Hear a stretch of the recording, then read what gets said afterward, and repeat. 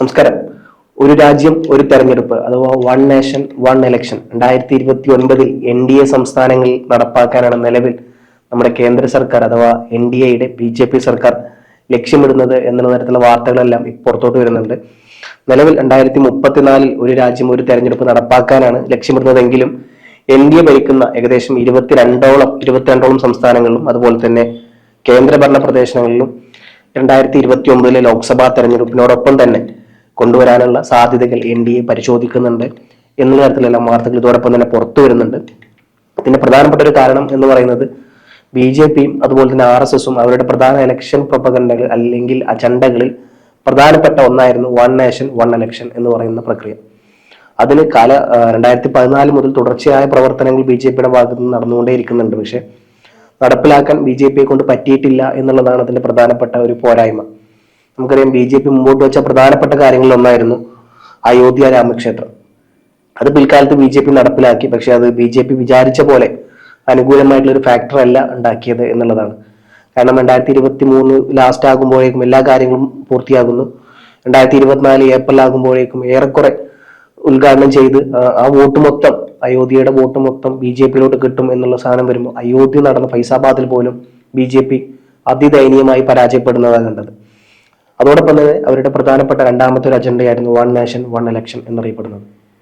പല കാര്യങ്ങളുണ്ട്. അതിൽ പ്രധാനപ്പെട്ട ഒന്നോ രണ്ടെണ്ണോ എടുക്കുകയാണെങ്കിൽ അതിൽ പെട്ട ഒന്നായിരിക്കും രാമക്ഷേത്രം, അതുപോലെ തന്നെ വൺ നേഷൻ വൺ ഇലക്ഷൻ, പൗരത്വ ബില്ല്, CAA, NRC, ഇങ്ങനെ ഒരുപാട് കാര്യങ്ങളുണ്ട്. അതിൽ ഇപ്പോഴത്തെ പ്രധാന ചർച്ചാ വിഷയം എന്നറിയപ്പെടുന്നത് വൺ നേഷൻ വൺ ഇലക്ഷൻ ആണ്.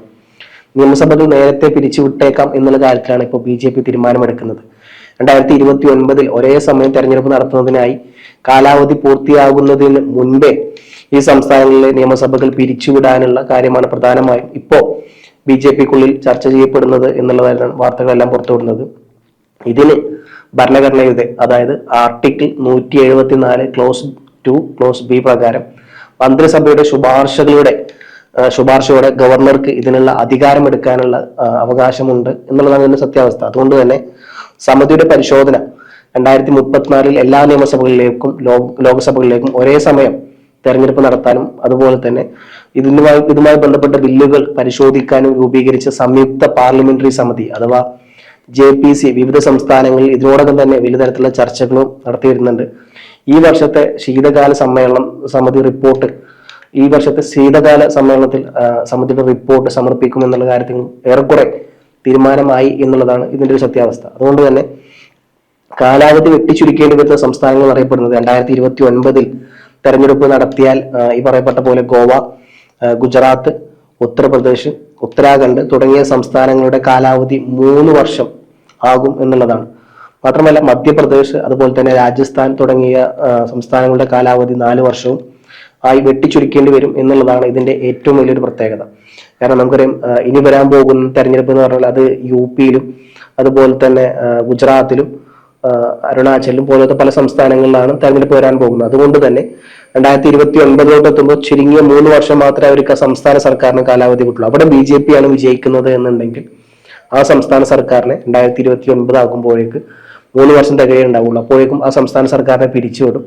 തുടർന്ന് 2029 ലോക്സഭാ ഇലക്ഷൻ നടക്കുമ്പോൾ അവരുടെ കൂടെ ഈ സംസ്ഥാനങ്ങളെയും കൊണ്ടുപോയി ഇലക്ഷന് കൊണ്ടുപോകും എന്നുള്ള രീതിയിലാണ് ഇതിന്റെ ആകെത്തുക എന്നറിയപ്പെടുന്നത്. മാത്രമല്ല ആന്ധ്രാപ്രദേശ് അതുപോലെ തന്നെ അരുണാചൽ പ്രദേശ്, സിക്കിം, ഒഡീഷ എന്നീ 4 സംസ്ഥാനങ്ങൾ നിലവിൽ ലോക്സഭാ തെരഞ്ഞെടുപ്പിനോടൊപ്പം തന്നെയാണ് പ്രധാനമായും ഇപ്പം അവരുടെ നിയമസഭാ ഇലക്ഷൻ നടക്കുന്നത്. നമുക്കറിയാം ആന്ധ്രാപ്രദേശിന്റെ TDP തെലുങ്ക് ദേശം പാർട്ടിയൊക്കെ വിജയിച്ചത് അങ്ങനെയാണ് 2024. ഇതിനെതിരെ പ്രതിപക്ഷത്തിന്റെ ശക്തമായ എതിർപ്പ് നിലവിൽ പുറത്തു വന്നു കഴിഞ്ഞു. ഈ നീക്കത്തെ കോൺഗ്രസ് ഉൾപ്പെടെയുള്ള പ്രതിപക്ഷ പാർട്ടികൾ, ഇന്ത്യ മുന്നണിയിലെ മുഖ്യ പ്രതിപക്ഷ പാർട്ടികൾ ശക്തമായി എതിർക്കുന്നുണ്ട് എന്നുള്ളതാണ് സത്യാവസ്ഥ. ഇത് ഭരണഘടനാ വിരുദ്ധം അതുപോലെ തന്നെ ജനാധിപത്യ വിരുദ്ധമാണെന്നാണ് കോൺഗ്രസ് അടക്കമുള്ള പല രാഷ്ട്രീയ പാർട്ടിക്കാർ, പ്രത്യേകിച്ച് കോൺഗ്രസിന്റെ ജനറൽ സെക്രട്ടറി ആയിട്ടുള്ള ജയറാം രമേശ് അടക്കമുള്ള പല നേതാക്കന്മാരും പരസ്യമായി പ്രതികരിച്ചു കഴിഞ്ഞു.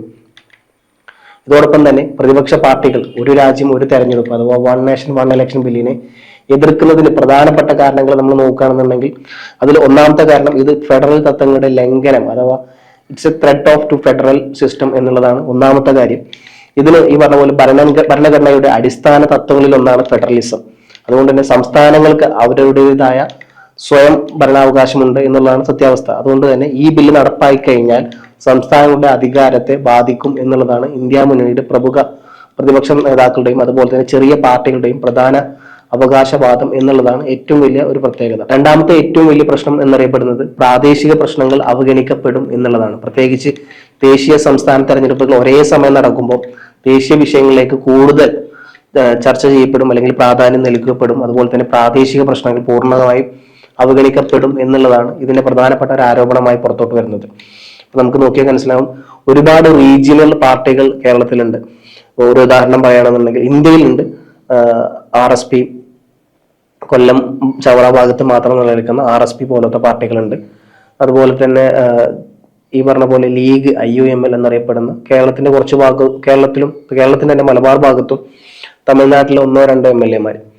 അങ്ങനെ നോക്കുകയാണെന്നുണ്ടെങ്കിൽ പ്രാദേശിക പാർട്ടികൾ ഒരുപാടുണ്ട്. അപ്പൊ അവരുടെ പ്രാതിനിധ്യം ഈ പ്രാദേശിക പാർട്ടികൾ, ഇപ്പൊ ഞാൻ ഇവിടുത്തെ കാര്യം മാത്രമേ പറഞ്ഞുള്ളൂ, ഇങ്ങനെ ബീഹാറിൽ ഒരുപാടുണ്ട്, JDU ഉണ്ട്, RJD ഉണ്ട്, UP-യിലാണെങ്കിൽ SP, BSP, സമാജ്വാദി പാർട്ടി, ഇങ്ങനെ ഒരുപാട് അഖിലേഷ് യാദവിന്റെ പാർട്ടി. അതുകൊണ്ട് തന്നെ പ്രാദേശിക പാർട്ടികളുടെ അവരുടെ പ്രാദേശികമായ പ്രശ്നങ്ങൾ, ഇപ്പോൾ ഓരോ സ്ഥലത്തും ഓരോ തരത്തിലുള്ള പ്രാദേശികമായ പ്രശ്നങ്ങൾ ഉണ്ടാവും. ഒരു ഉദാഹരണം എടുക്കുകയാണെന്നുണ്ടെങ്കിൽ കേരളത്തിൽ നടന്നുകൊണ്ടിരുന്ന ഏറ്റവും വലിയ പ്രശ്നങ്ങൾ ഒന്നാണ് മുല്ലപ്പെരിയാർ ഡാം. അപ്പോൾ ഈ രണ്ട് തെരഞ്ഞെടുപ്പും ഒരുമിച്ച് വരുന്നതോടുകൂടി മൊത്തം ദേശീയ രാഷ്ട്രീയത്തിലോട്ടായിരിക്കും ശ്രദ്ധ മുഴുവനായിട്ടും പോവുക. അതുകൊണ്ട് തന്നെ ഒരു പ്രൊപ്പഗണ്ട BJPക്കോ അല്ലെങ്കിൽ കേന്ദ്രം ഭരിക്കുന്ന സർക്കാരിനോ കൊണ്ടുവന്നാൽ അതിലോട്ടായിരിക്കും ഇന്ത്യയുടെ മൊത്തം കോൺസെൻട്രേഷൻ പോവുക എന്നുള്ളത്. അതുകൊണ്ട് തന്നെ തദ്ദേശപരമായിട്ടുള്ള ഒരുപാട് പ്രശ്നങ്ങൾ അവഗണിക്കപ്പെടുമെന്നുള്ളതും, അതുകൊണ്ട് തന്നെ പ്രാദേശിക പാർട്ടികൾ പൂർണ്ണമായും ഇന്ത്യയിൽ നിന്നും പതിയെ ഇല്ലാണ്ടാകും എന്നുള്ളതാണ് ഇതിന്റെ ഏറ്റവും വലിയ പോരായ്മയായി പ്രതിപക്ഷ പാർട്ടികൾ ഭയപ്പെടുന്നതും. അതുകൊണ്ട് തന്നെ അവർ മുമ്പോട്ട് വെക്കുന്ന പ്രധാനപ്പെട്ട ഒരു വെല്ലുവിളി അല്ലെങ്കിൽ അവർ ഭയപ്പെടുന്ന ഒരു കാര്യമായിട്ട് ഇതാണ്. മാത്രമല്ല അധികാര കേന്ദ്രീകരണം, കോൺസെൻട്രേഷൻ ഓഫ് ദ പവർ എന്നുള്ളതും മറ്റൊരു പ്രധാനപ്പെട്ട ഘടകമാണ്. ഈ നയം നടപ്പാക്കിയാൽ ഒരു പാർട്ടിക്ക് തന്നെ കേന്ദ്രത്തിലും അതുപോലെ തന്നെ ഭൂരിഭാഗം സംസ്ഥാനങ്ങളിലും ആധിപത്യം സ്ഥാപിക്കാൻ എളുപ്പമായിരിക്കും എന്നുള്ളതാണ് ഇതിന് പ്രധാനപ്പെട്ട ഒരു പ്രശ്നമായി പറയുന്നത്. ഇതൊരു ഏകാധിപത്യ പ്രവണതയിലോട്ട് രാജ്യത്തെ കൊണ്ടുപോകും എന്നുള്ളതാണ് പ്രതിപക്ഷ പാർട്ടികൾ മുമ്പോട്ട് വെക്കുന്ന കാര്യങ്ങൾ. മറ്റൊന്ന്, ഇതിന്റെ പ്രായോഗിക ബുദ്ധിമുട്ടുകൾ അഥവാ ലോജിസ്റ്റിക്കൽ ചലഞ്ചസ് ഒരുപാടുണ്ട് എന്നുള്ളതാണ്. ഇത്രയും വലിയ ഒരു രാജ്യത്ത്, ഏറെക്കുറെ വലിയ രാജ്യമാണ് ഇന്ത്യ എന്നറിയപ്പെടുന്നത്. നമുക്ക് കേരളത്തിന്റെ മാത്രം നോക്കുകയാണെങ്കിൽ 38,863 ചതുരശ്ര കിലോമീറ്റർ ആണ് കേരളത്തിന്റെ വിസ്തീർണം. ഇന്ത്യ നോക്കുകയാണെങ്കിൽ 32,87,263 ചതുരശ്ര കിലോമീറ്റർ വിശാലമായ രാജ്യമാണ് ഇന്ത്യ.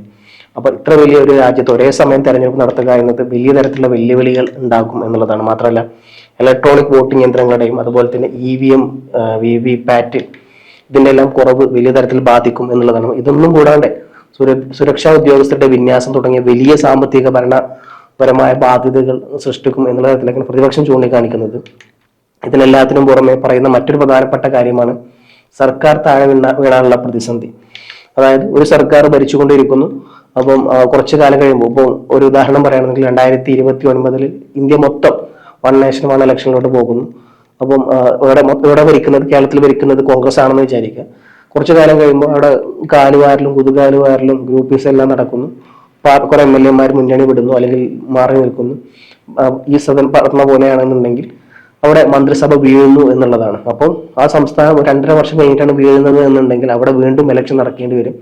അങ്ങനെ നടന്നു കഴിഞ്ഞാൽ ആ ഒരു സഭയ്ക്ക് അല്ലെങ്കിൽ ആ ഒരു മന്ത്രിസ്ഥാനത്തിന് പുതിയതായിട്ട് വരുന്ന ഇലക്ഷൻ നടന്ന് വിജയിച്ചു വരുന്ന മന്ത്രിസഭയ്ക്ക് വീണ്ടും 5 വർഷം തികയേണ്ടി വരും. അങ്ങനെ വരുമ്പോൾ ആ സംസ്ഥാന സർക്കാരിന് മറ്റ് ലോക്സഭാ ഇലക്ഷനോട് കൂടെ അവരുടെ നിയമസഭാ ഇലക്ഷൻ കൊണ്ടുപോകാൻ പറ്റില്ല എന്നുള്ളതാണ് ഇതിന്റെ ഏറ്റവും വലിയൊരു സത്യാവസ്ഥ. അതുകൊണ്ട് തന്നെ ഈ പറയപ്പെട്ട പോലെ 2029 1 നേഷൻ 1 ഇലക്ഷൻ നടന്നു കഴിഞ്ഞാൽ ഏതെങ്കിലും ഒരു മന്ത്രിസഭ കുറച്ച് കഴിഞ്ഞിട്ട് താഴെ വീഴുകയാണ് എന്നുണ്ടെങ്കിൽ, ഒരു 1.5 വർഷം കഴിഞ്ഞിട്ടോ 2 വർഷം കഴിഞ്ഞിട്ടോ ആണെന്നുണ്ടെങ്കിൽ, പിന്നെ എങ്ങനെ ഇതോടൊപ്പം അടുത്ത ലോക്സഭയോടൊപ്പം ഈ മന്ത്രിസഭയെ കൊണ്ടുപോകും എന്നുള്ള വലിയ ചോദ്യചിഹ്നം നടക്കുന്നത്. അതുകൊണ്ട് തന്നെ പ്രായോഗികപരമായി ഇത് നടപ്പിലാക്കാൻ പറ്റുന്ന ഒന്നല്ല എന്നുള്ളതാണ് പ്രധാനപ്പെട്ട ഒരു എതിർവാദമായി ഉന്നയിക്കപ്പെടുന്നത്. ഇതുകൂടാതെ തന്നെ ഒരു രാജ്യം ഒരു തെരഞ്ഞെടുപ്പ് അഥവാ 1 നേഷൻ 1 ഇലക്ഷൻ എന്ന ബില്ലിനെ അനുകൂലിക്കുന്നവർ പ്രധാനമായും ഒരുപാട് കാര്യങ്ങൾ അവർ ചൂണ്ടിക്കാണിക്കുന്നുണ്ട്. അതിൽ പ്രധാനപ്പെട്ട ഒന്നാണ് ഈ പറഞ്ഞ പോലെ തെരഞ്ഞെടുപ്പ് ചെലവ് കുറയ്ക്കാം എന്നുള്ളത്, അഥവാ significant saving cost of the election എന്നുള്ളത്. ഒരുപാട് ക്യാഷ് കുറക്കാൻ പറ്റും എന്നുള്ളതാണ് പ്രധാനപ്പെട്ട BJP അടക്കമുള്ള ഒരുപാട് പാർട്ടികൾ മുമ്പോട്ട് വെക്കുന്നത്. വിവിധ സമയങ്ങളിലായി നടക്കുന്ന തെരഞ്ഞെടുപ്പുകൾ സർക്കാരിനും അതുപോലെ തന്നെ ഖജനാവിനും വലിയ സാമ്പത്തിക ബാധ്യത ഉണ്ടാക്കുന്നുണ്ട് എന്നുള്ളതാണ് BJPയുടെ പ്രധാനപ്പെട്ട അവകാശവാദം. അതിന്റെ ഭാഗമായി മുൻ രാഷ്ട്രപതി രാംനാഥ് കോവിന്ദ് അധ്യക്ഷനായ ഉന്നതതല സമിതിയുടെ, അതായത് HLCയുടെ പഠനങ്ങളും ജോയിന്റ് പാർലമെന്ററി കമ്മിറ്റി അഥവാ JPCയുടെ റിപ്പോർട്ടും പ്രധാനപ്പെട്ട ഈ കാര്യങ്ങൾ സൂചിപ്പിക്കുന്നുണ്ട്. അതുകൊണ്ട് തന്നെ ഈ നയം നടപ്പിലാക്കിയാൽ ഏകദേശം 7 ലക്ഷം കോടി രൂപയുടെ അല്ലെങ്കിൽ അതിലേറെ മുകളിലോ ആയിട്ട് വരുന്ന വലിയ തരത്തിലുള്ള ലാഭം ഉണ്ടാക്കാൻ പറ്റും എന്നുള്ളതും, സുരക്ഷാ ഉദ്യോഗസ്ഥരുടെ വിന്യാസം, അതുപോലെ തന്നെ VVM മെഷീനുകളുടെ ക്രമീകരണം, അതുപോലെ തന്നെ മറ്റ് ലോജിസ്റ്റിക് ചെലവുകൾ എന്നിവയെല്ലാം ഇതിലൂടെ കുറയ്ക്കാനാകും എന്നുള്ള തരത്തിലൊക്കെയാണ് ഇവർ പറയുന്നത്. മാത്രമല്ല ഈ 7 ലക്ഷം കോടി രൂപ സേവ് ചെയ്യുന്നതിലൂടെ രാജ്യത്തിന്റെ വിദ്യാഭ്യാസം അതുപോലെ തന്നെ വികസന പ്രവർത്തനങ്ങൾ ഈ ഫണ്ട് ഉപയോഗിക്കാൻ പറ്റും എന്നുള്ളതാണ് BJP മുമ്പോട്ട് വെക്കുന്ന പ്രധാനപ്പെട്ട ഒരു കാര്യം.